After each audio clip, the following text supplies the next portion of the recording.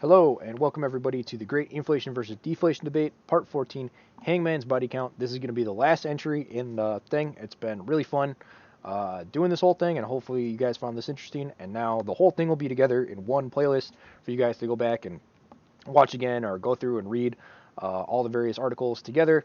Um, I will maybe try to get something together that puts these all kind of grouped together so you don't have to go through every video to get all the links and stuff. But no promises on that.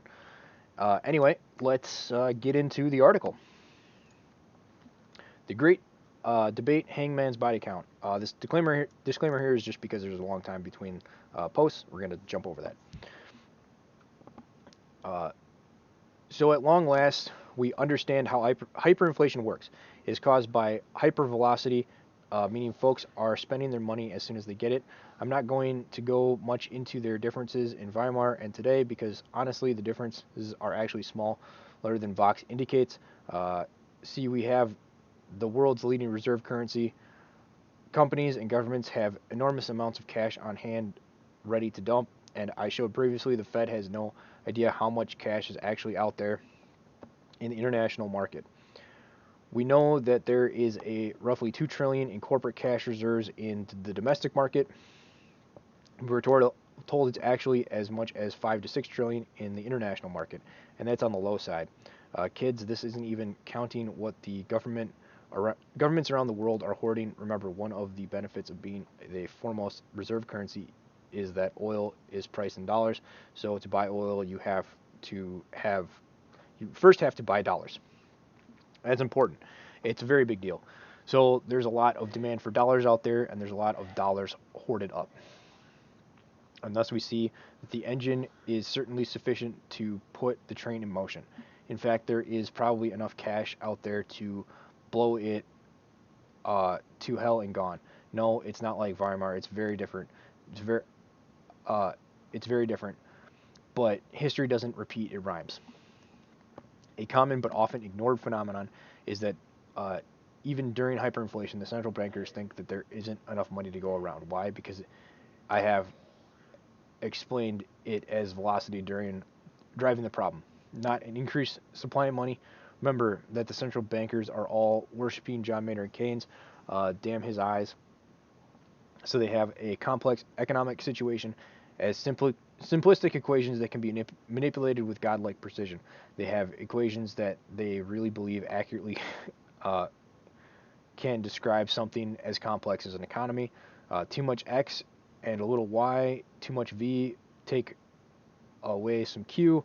I know this sounds insane because, well, it is insane. Keynesianism is far more idiotic than you probably think it is. In their exchange equation, velocity, the money supply, GDP, and price inflation are all stuffed together in some insane ratio. It is so incredibly wrong that as velocity ramps up and starts the hyperinflation, though through their Keynesian glasses, it appears that there is a money shortage because prices is going up faster than the supply is increasing. They respond to this by doing what they always do, trying to increase supply, which is like putting out a forest fire with gasoline. As people dump their money, prices are driven up. These prices actually go up at a rate that is significantly greater than the rate that the new money is introduced into the system. For example, according to that same Keynesian exchange equation, if we double the amount of money in the system, even at standard normal velocity, we would expect to see prices increase by about 3x. If the velocity is already spiking, you will see prices skyrocket while the money supply is, in comparison, barely moving. I need to point out that hyperinflation hasn't happened yet. Hyperinflation isn't a forest fire. It doesn't start small and ramp up over time. It's more like a mega tsunami. Think about it in a mega tsunami. You see the giant flood of water, all the damage that is done. What you don't see is the massive rock slide 4,000 miles away that caused it. One looks at the mountain and says that could fall into the ocean and cause a tsunami, or one never bothers to look at the mountain because tsunamis are oceanic phenomenon and mountains are not oceans. If one only looks at the monetary phenomenon, then one misses the critical cause. How can I predict it? Because I look at mountains. Remember, the fiat nature of money. We have a gauge to gauge the perception of the government from the point of view of holding of the money. As long as there is faith in the government, the people will continue to have faith in the money of that government. I am looking at the mountain. I see the cracks. It hasn't slipped yet, but it's clear it's going to. It's only a matter of time. Soon as a large chunk of it falls into the ocean and causes that mega tsunami. But what will it look like when it does? My prediction is simple. As the United States continues to pile on debt, it becomes more and more obvious that that the debt can never be paid, and in fact, it will never even be serviced. Sometime in 2015, the U.S. will reach a debt-to-income ratio, where such a large percentage of its income is being used to service the debt lenders that simply will refuse to expose themselves further. At that point, even the pretense of borrowing money will be gone. The only choice the U.S. will have is outright counterfeit via the Fed. This will result in devaluating the currency to such a degree that the major holders of dollars will dump them. This sets off the chain reaction of hypervelocity. Those paying no attention will finally realize the prices are higher at Walmart and they will complain. Then the next day, they will realize the prices are even higher. This will cause a bit of a panic, and people will rush to buy what they need while they can still afford it. This will drive prices even higher and will start to create shortages. As the shortages and velocity work together and drive prices even higher, people will totally lose faith in the purchasing power of dollars and will simply spend them as fast as they can to get anything they can get for them.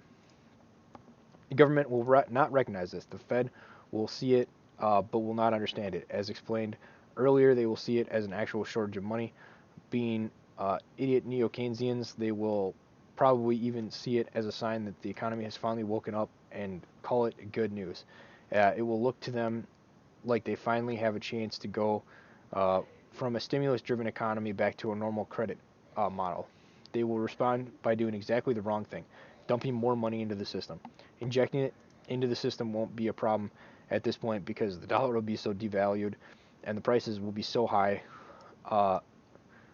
people will in fact be borrowing money again. The economist Steve Keen will be proven right, for even as the deposits disappear through hypervelocity, new credit money will pour into the system. This is key. The floodgates that had been closed to the Fed will suddenly be thrown open. People will borrow again.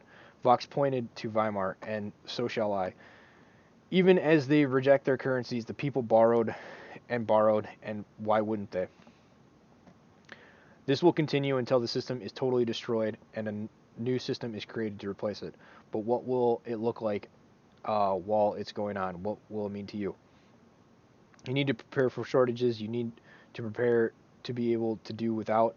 Hyperinflation is not a time of plenty. Look at what's going on in the ammo market right now. All of the important markets will look like that.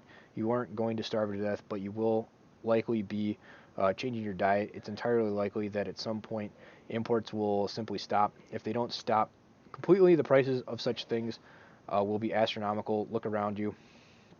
See anything that's imported? Yeah, it's going to be a problem. Almost everything is important, so almost everything is going to be almost impossible to get. Look, if you need a generator or a car or a tractor or tools or anything like that, you need to get it now. Electronics, get them now. You need to stock up on things that you need the most. I can't tell you what these things are. That's up to you. If you have little ones, buy diapers, lots of diapers. Make sure you have means to make your own baby food. For the love of all that is holy, start a garden.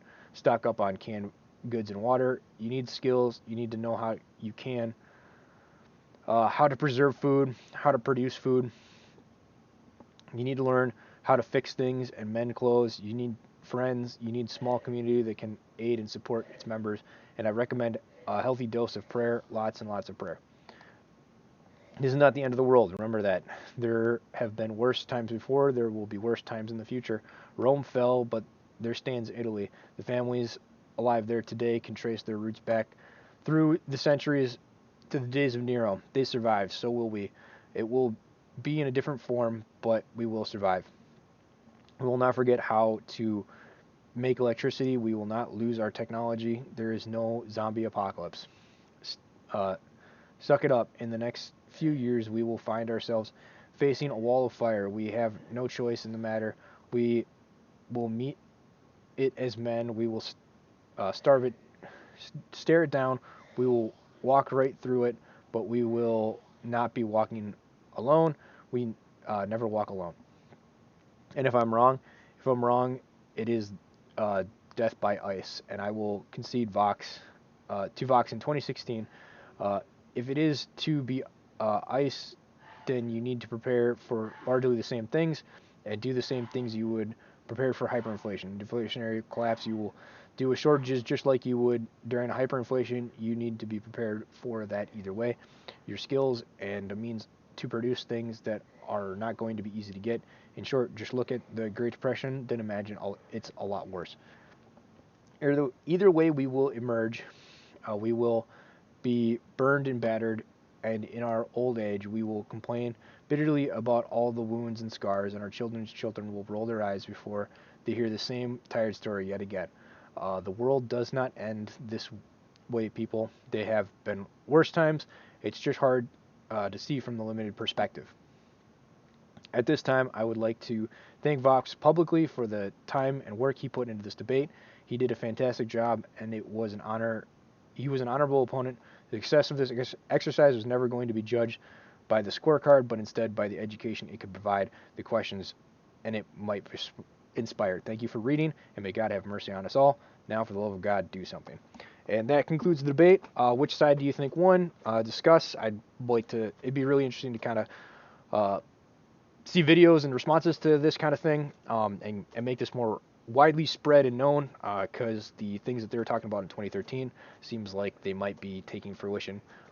It took longer to take fruition than they saw, or maybe it's just another minor blip now that we're in 2022. But we will see, and hopefully you guys found this whole thing very interesting.